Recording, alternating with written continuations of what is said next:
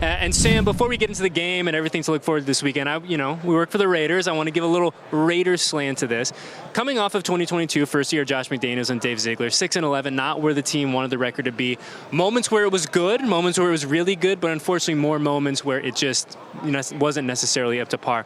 When you look at the Raiders and when they did have success in 2022, what are some kind of the common threads of when they found success and were able to move the ball and do what they wanted to do? Yeah, I mean, I think it was really a case of their star players sort of showed up. When the Raiders were good, it was when Josh Jacobs was having a ton of success on the ground. It was when Devonte Adams, that was working, and he was able to have production. I think the issues were, like, what does this look like beyond those guys? Can we get more consistency out of secondary weapons, out of other players? Can the offensive line keep moving in the right direction? Can Derek Carr, play well when he was the quarterback? And obviously going forward, they got to find a guy that can be that. But I think injuries were a big part as well. Like, when this team was healthiest, it was at its best. Like, when they had to go into the bench, when they were banged up and they were without some of their best impact playmakers, that's when they struggled. I think it's funny because I think the fan base in general kind of feels the way you do, where your casual Raiders fan looks at this team and says, hey, we got 3 stud players. You got Josh Jacobs, who's one of the best running backs in the NFL this year. Max Crosby, who's playing out of his mind, one of the best defensive ends in the NFL this year. Devonte Adams, enough said there. How have they not been able to find sustained success? But I think you bring up a great point where it is kind of some of those depth pieces, some of those guys a little lower on the roster where, unfortunately, it just didn't get the production there. Yeah, absolutely. And as good as Josh Jacobs was this year, and he broke, 90-plus tackles. He led the NFL in first downs, rushing first downs. It's hard for a running back now to carry a team the way they used to be able to do, like at the 1990s or maybe even the early 2000s. Like, I'm not sure that's possible these days, where you're going to need more. You're going to need a passing game on the back end of it. You're going to need a defense to hold up. You can be okay. You can be pretty good with a running back carrying the load, but you can't go toe-to-toe with a team like the Chiefs, because that's what the standard is now. When you guys at PFF look at, and I guess this is more of like a theoretical question, but when you look at the running back position and you see everything that Josh did this year, but you bring a great point where it is hard. This version of the NFL, it's hard to have a running back be your, number one option. How do you guys kind of grade out and evaluate the importance of that position on a team in 2023? Yeah, running back is difficult because it's just such a hugely dependent position on other things, right? Like, a great wide receiver can be a great wide receiver without much help around him, even with a bad quarterback. And we've seen that with guys like DeAndre Hopkins for years, who was able to have incredible numbers with a rotating cast of quarterbacks that weren't very good. But a running back is going to need blocking in front of him. He's going to need a pretty good standard of run blocking to get much success. He needs passing game help. He needs an offensive formation that's going to take guys out of the box and sort of give him some space to work with. And if he doesn't have any of those things, he's just almost not possibly going to have any kind of success. And we've seen that, Derrick Henry, Jonathan Taylor this year. These are 2 of the best running backs in the NFL, but the offensive line fell apart, or the offense generally fell apart, and all of a sudden they weren't able to have the kind of success that we've been used to seeing for the last few years. They didn't become bad players overnight. The situation just got worse. So I think it's tough when you're sort of looking at running back and saying, how valuable is this guy, or how much should he get paid? Because you kind of need to factor in like what the environment for him is going to look like in the next few years. Sticking on the offense side of the football, a guy like Devonte Adams, he comes in from Green Bay a year ago, and there's these great expectations attached to him. Oh, he's going to do this, he's going to do this, he's going to do this. And he's one of those rare guys who checked all the boxes, set franchise records and numerous things, and you look at what Devonte did, and we talk about having multiple quarterbacks. When you guys look at Devonte's body of work from 2022, what kind of stands out to you guys? I think he was the same guy that he's been. It took a little bit of a while to get going, but we've seen from him how incredible he is at every level of the field. Like, that's the thing that's always stood out about Devonte Adams, is he's not just a deep threat, and he's not just a guy that works underneath, but every area of the field, every area of defense he threatens, and he's able to do it against any kind of coverage. Whether it's zones, he knows where to settle, where to find space. If it's man coverage, his route running is peerless. It's up there with anybody in the NFL. His releases off the line, he can defeat, press coverage, he can defeat the jam at the line. So there's really no way of stopping him with a defense other than simply assigning so many guys to take him away and forcing you to go somewhere else with the football. You know, I think that going back to what we were talking about earlier about having some complementary pieces to Devonte, though, and I think Matt Collins had a really nice year. Sure. Hunter Renfrow, when he was healthy, certainly had his moments. But, you know, how valuable is it for someone in Josh McDaniels' offense, like Devonte is, to have that kind of second fiddle, for lack of a better term? It's huge, and obviously this isn't a problem specific to the Raiders. Sure. So many offenses in the league are just too dependent on their number one guy, and they don't have that second, third, fourth option and somewhere to go with the ball. Once you find a defense, it's able to take away that first guy. And you know, Buffalo is too heavily focused on Stephon Diggs. Dallas is too heavily focused on CeeDee Lamb. And all these guys, it's not that those aren't great receivers and they're not doing their job, but that offense, to be as good as it needs to be, they need to find somebody that can step up and be that secondary threat. And by a secondary threat, they kind of need to be able to be a number one guy. They need to be de facto 1A. Yeah, you know what I mean? If teams are able to take away their number one, now you need to be the number one. So you need to go beat the second best guy on the defense all the time. You know, it's interesting now, for really the first time in a decade, Raiders fans are looking forward to having a new quarterback under center. And we look at some of the pieces that Josh McDaniels and Dave Ziegler put together, right? We talk about Devonte, Darren Waller, a very unique guy, a very elite guy when he's healthy. Hunter Renfrow. Remains to be seen if Josh Jacobs comes back. But when he's rocking, I mean, we saw what he did this year. How vital is it now to get that position right, to get that point guard under center right for the Raiders in 2023, so that whoever it is can get the ball to all these weapons and really kind of utilize this offense the way that it's meant to be utilized? It's huge. And in this division in particular, you know, you have to factor in what you're going to be going up against because, okay, the Russell Wilson thing in Denver didn't work out year one, but now Sean Payton's on board. Who knows what that will look like now? But you've got Patrick Mahomes and the Chiefs there. You've got Justin Herbert and the Chargers there. So whoever you bring in a quarterback is going to be going up against those guys, you know, 2, 4, 6 times a season, depending on the kind of years they're having. It's not necessarily just comparing them to the rest of the NFL and saying, you know, a league average is fine, because it isn't in that division. League average means you're starting as dramatic underdogs in at least 4 of those games, you know, maybe 6 if Russell Wilson can have some kind of resurgence. So they need to figure out, you know, where can we find a guy with the potential to match those players. So I'll let you play GM for a second. Raiders are picking number 7. Obviously, the big discussion surrounding this team, as is pretty understandable, is the quarterback situation. You're sitting there on the clock at 7. What does your gut tell you? Do you say, hey, let's go quarterback, let's trade back, let's address this in free agency? Like, if I could give you the magic wand, what do you do with the Raiders quarterback in 2023? It's a really fascinating discussion because it's going to come down to how you evaluate those top 4 quarterbacks in the draft, right? And they're very, very different quarterbacks, all 4 of them. So if you love one of them in particular, and it's not the one everybody else loves, you might be in a great position to be able to sit there at 7, maybe jump up a couple of spots and draft the guy that you love the most anyway. Or the guy that you love the most might be the guy that's going to go number 1 overall. And all of a sudden now you got to start thinking, or what does that trade package look like? Like, what does it cost to get from where we are all the way to number 1 for a guy like Bryce Young from Alabama or something like that? So I think that's a lot of the work that those guys are doing right now, is figuring out, let's evaluate the draft class, then let's get a gauge on where the rest of the league is on these guys and start figuring out where we are and where we think our guy is going to go.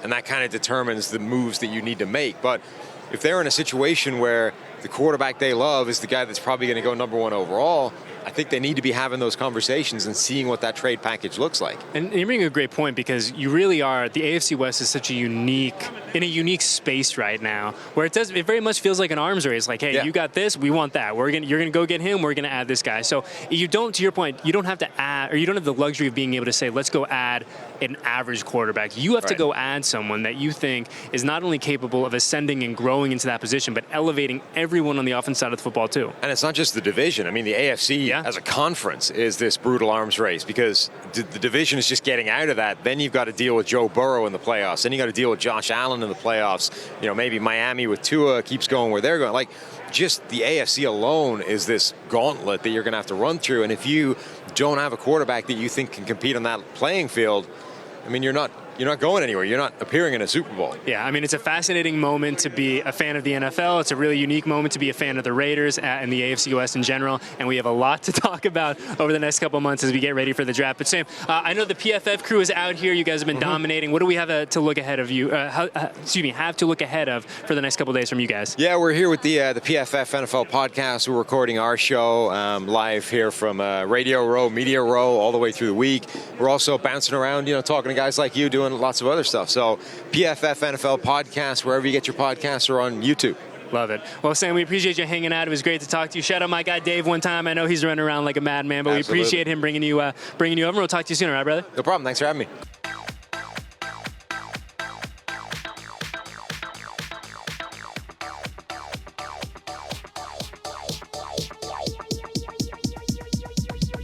I need to try it first. And a big thank you to Sam Monson for coming to hang out, and a big shout out to my guy Dave at PFF. Always good to talk to the PFF guys. But I'm even more excited now because I'm talking to our very own Q Myers. Q, what's happening? It's good, man. We're back. We're into this thing, man, huh? Yeah, we are. And it's funny, man. It was a year ago. We were in LA, right? And it was fun. It was busy. But, man, it's really busy here today. Yeah, I mean, even just from yesterday. So for the people at home who haven't had the opportunity to go to a Radio Row, first off, get ready a year from now. Right. Go to the one in Vegas. Yes. It's going to be crazy. It is going to be so much fun. We're already scheming what that's going to look like for all of us. But, I mean, just the foot traffic alone from yesterday to today, the energy, the noise, everything. I mean, we started at like a 6. We're like pushing 9.5 now. No doubt. And it's exciting. It's just you can feel the energy as soon as you walk in. Everyone gets here a little bit earlier. They're a little more fired up. It's like the next few days are going to be fantastic. So this is a lot of fun. You guys have been crushing it at 920 in our little station to our left. We got Las Vegas, right like now. The whole booth, or we got like Las Vegas South or something. Like I don't know what you call it. Pretty much everything from here over. I'm gonna give us like an 80 by 80 square foot area. Like most people here, and this isn't like this is just reality. Most people got like a little piece of real estate. Right. We got about one table and that's it. We got 1, 2, 3, 4, call it 5 tables, a couple backdrops. We're crushing it out here, man. Yeah, no, it's a lot of fun, and to be sitting here partner up with you guys and doing everything that we're doing. We're trying to get as many guests as possible. It's a big rat race, right? Everyone's trying to get the Hall of Famer. Everyone's trying to get this player, this actor, that actor, whoever it is. But it's so much fun, the challenge, the grind, the go get it. And it's like at the end of the week we're like, man, I'm so tired. But then when you sit back and you think about it, what we're doing, and someone's giving us a paycheck for this.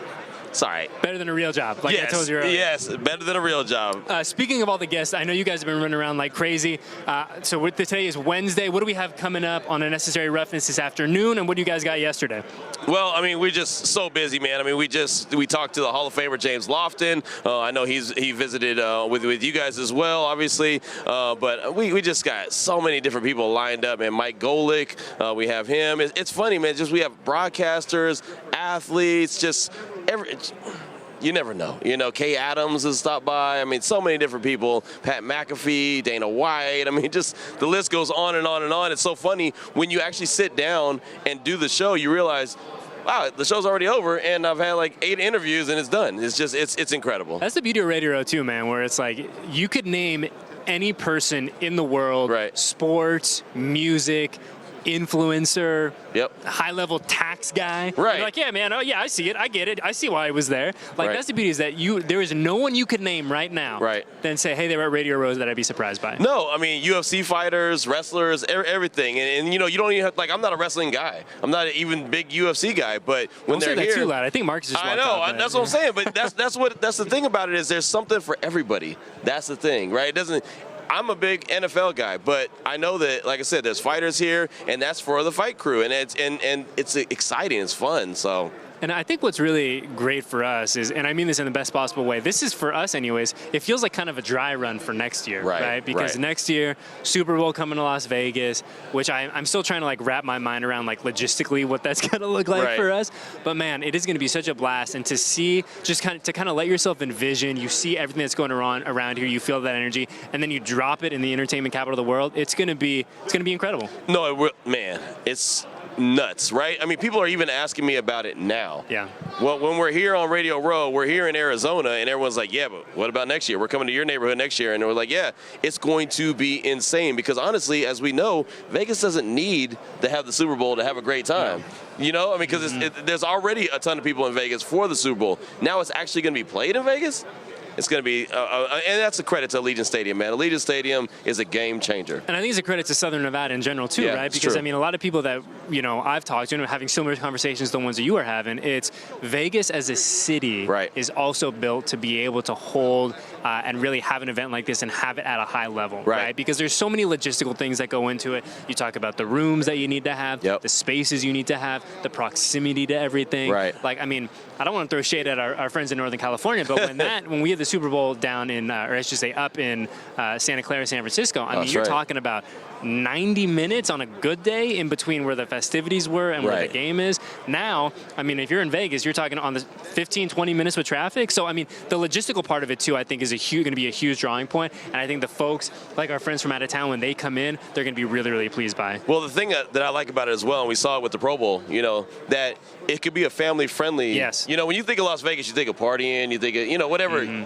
But now you realize that there's so much more you can do than just go and party and just the old cliche. It's a family-friendly city, and it's fantastic. Yeah, and I think that's one of the things that you talk about, what have I learned since moving to Las Vegas, right? Like, I'm like every other guy out there. 99% of people, where I think of Vegas, and you're like, oh, man, we're going to be up till 2 in the morning. I'm going to be kicking it with Steve Aoki, right? All that. Yeah. And that certainly exists, and there's an appetite for that, as there should be. Right. But there's so much more to it, and I think that, we talk about the Raiders coming and the success the Aces have had. That's a tough one to talk about. But you talk about that, and so many of these big-time, big-dog events are now coming to Vegas. That helps not only add to the allure of Vegas as a destination to go see a game, to go see a fight, but for people to say, hey, I want to live here permanently. I want to put roots down here. I want my kids to have access to these types of events. Like, that to me is when we look at this 10 years from now, 15 years from now, 20 years from now. That's what excites me. The other thing about it, and I know it doesn't do anything for anyone else, but, I mean, for our business, there's so many people that have come up to me so far here on Radio Row and was like, hey, man, if you got a job opening, I'd love to be there. I mean, everyone wants to be in Vegas. That's right. That's the reality of it, is that everyone wants to be in Vegas, including people that do what we do.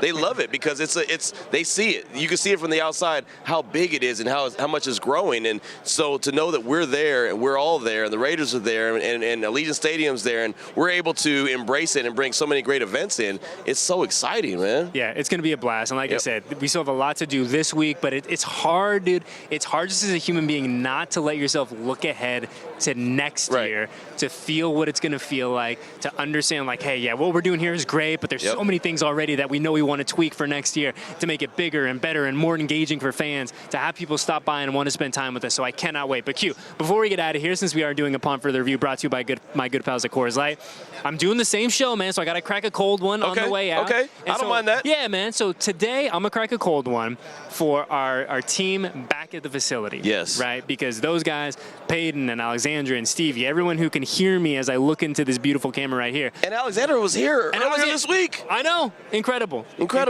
So all those people who are keeping our ship afloat, who are making sure that the content gets out, that it looks good, that it sounds good, they never get the credit they deserve. So this week, as we sit here in beautiful Phoenix, Arizona, I'm cracking a cold one for them. Nice. I'll crack a cold one for Wyatt. And look at this, some shine for young Wyatt. I'm going to crack a cold one for Wyatt because we didn't have tape, and he gave us tape. And then he said, yeah, I guess I can provide you tape. And I said, you know what? You're so young, you have such opportunity. At some point, I'm going to be your tape man, right? Mm-hmm. I mean, he's so young, and he's got the opportunity. He's going to grow. So, yeah, that's my guy. He gave me tape this year. Some year, I'll give him tape, and he'll be the guy. Wyatt's turning into a great glue guy, man. Everyone, you need a glue guy, right, to keep things together, to make sure that we have the tape, that we have the table screws, all that kind of stuff. Wyatt has been doing a fantastic job. Our entire crew here has been doing a fantastic job. He's learning all of a sudden. You see him? Yeah, and I think that's one thing that's really cool, too, is we talked about just on our way out, the kind of partnership between our two entities under the Raiders umbrella. Silver and Black Productions is right here. Raider Nation Radio is right there. It feels good to be able to feed off the energy that we're providing each other. We're two big dysfunctional families under one big Raiders umbrella, but I wouldn't have it any other way, man. Me either, man. It's been fun, and it's exciting, and it's a lot of work, but, again, couldn't complain. Exactly. Zero complaints on our end. So, For Eddie Paskal, our guest Sam Monson, my boy Q, everyone else who's helped our little production, my man Ray, Al, everyone back at the facility knocking things out, being dominant. We thank you, thank you, thank you. And programming note, we will have a Friday episode of Upon Further Review this week. Yes, Super Bowl edition. So we're going to have a little different flavor for you guys coming at the end of the week. We will see you then for, like I said, our next edition of Upon Further Review.